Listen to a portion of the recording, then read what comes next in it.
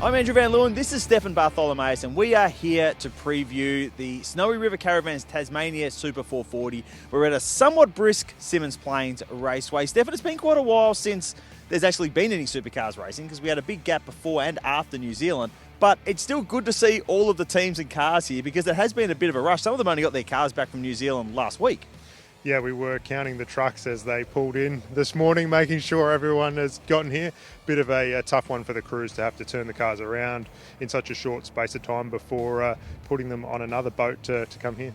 Let's have a chat about the format this weekend because it's the second time that we've used this new, for this season, Super 440 format. It's a little bit different than Taupo because of the way the mixed tyre compounds work. Now in Taupo there were 2 races on the soft tyre and 1 on the super soft. Here we have 2 races on the super soft, the first Saturday race and the Sunday race. And it's the middle race, the second race on the Saturday, that's on the soft compound tyre. So why has that not changed? It's how it was always planned, but why is it different from New Zealand this weekend? Well, of course, supercars had to commit to these tyre allocations before they actually really knew what the racing was going to be like on this new tyre. And as you mentioned at the top, the cooler conditions here at Tassie, I think they wanted a bit of that deg that we get with the super soft that's not been seen on the soft. So yeah, to be honest, I think it's a little bit of a shame because the racing has been so good on that new tyre. It's given the drivers really the confidence to have a bit of a crack, which has played in nicely with the more liberal open racing rules. But yeah, we'll see. They're still going to have to be fast on both if they're going to want to win all the trophies. There's been a bit of debate about the format because it is busy, particularly on the Saturday. What's your take on that? I mean, I think having cars on track is a good thing when you've got people sitting in the grandstands or on the hill as it is here at Symmons Plains. What are your thoughts on this new format? Well, overall, there is more racing than we had with the sprint format previously. Unfortunately, they've had to trim 2 laps out of the Sunday race this weekend because the fuel consumption's actually been a bit higher than they thought. So that's back to 78 laps on Sunday, but really more racing on Saturday is good. I think the qualifying is a little bit drawn out where you have the back-to-back sessions, but there's gaps in between. They maybe could tighten that up a bit, but either way, fascinating when you've got 2 different tyre compounds that they have to perform on in consecutive sessions.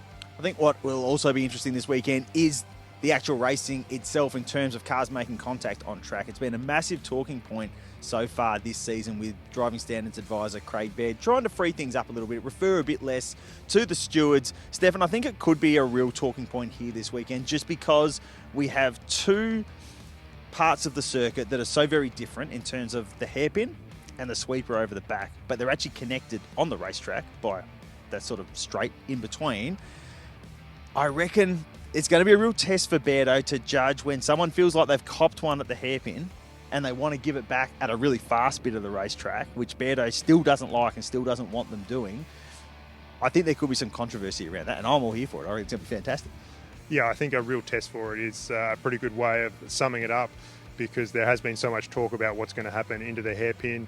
The whole not getting into people's rear bar was something that Beardo was really onto in the first couple of rounds, but then we saw a bit of it with Chaz and Brody where Chaz kind of got away with one at Taupo. And then here you've also got, even where we're standing right now at turn 1, there needs to be a bit of respect. You can't be elbowing someone into the weeds here because there's a bit of consequence around. So that's the same for the back straight as well, like you were saying. So yeah, it'll be interesting to see how it all rolls out. Let's have a chat about what we actually think might happen on track in terms of performance.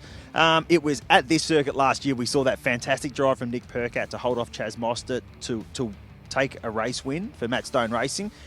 He's someone who I reckon needs a bit of a good weekend this weekend, to be honest. The team's been doing well. Cam Hill's been right on it, but I reckon Nick will be coming here, hopefully trying to stir up some of those memories and find a bit of form. Definitely, he really struggled in New Zealand, Nick, so he needs to bounce back, and this is a track that MSR have gone well at the last few years.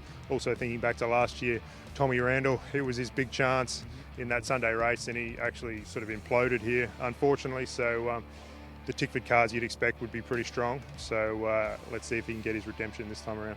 I think David Reynolds is another driver on the list of drivers that would be looking to find some form this weekend. Anyone else that you are interested to see how they go? Well, I mean, there's a lot of talk about this being a Triple Eight track, but they struggled in New Zealand, so can they bounce back straight away? On the flip side, you've got someone like Matt Payne, who was the class of the field in 2 of the races in New Zealand, but the one they struggled a little bit more on was that super soft race. And here on the Super Soft last year, Groves really struggled. So that's a test for them to see if they can raise their level on this time. So many fantastic storylines. I'm really looking forward to seeing how it all plays out. Of course, you can keep up to date with all of the action with live updates, breaking news, race reports, race reaction at speedcafe.com. So make sure you stay tuned to what we're doing.